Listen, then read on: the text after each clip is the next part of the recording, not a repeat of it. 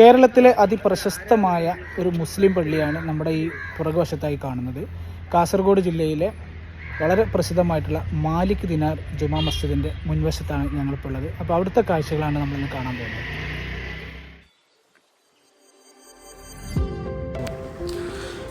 ഹിജർ വർഷം 22-നാണ് ഈ മാലിക് ദിനാർ മസ്ജിദ് സ്ഥാപിച്ചതെന്ന് വിശ്വസിക്കപ്പെടുന്നു.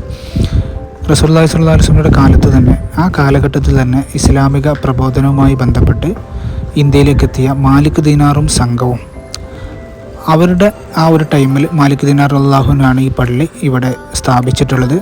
ഇത് ഇന്ത്യയിലെ 8ാമത്തെ ജുമാ മസ്ജിദായിട്ടാണ് അറിയപ്പെടുന്നത്.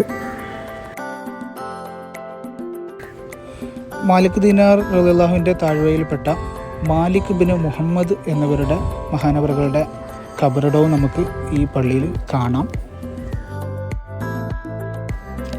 മനോഹരമായ കൊത്തുപണികളാൽ നിർമ്മിച്ച നിരവധി തൂണുകളടങ്ങിയ ഒരു മനോഹരമായൊരു മസ്ജിദാണ് മാലിക് ദിനാർ മസ്ജിദ്.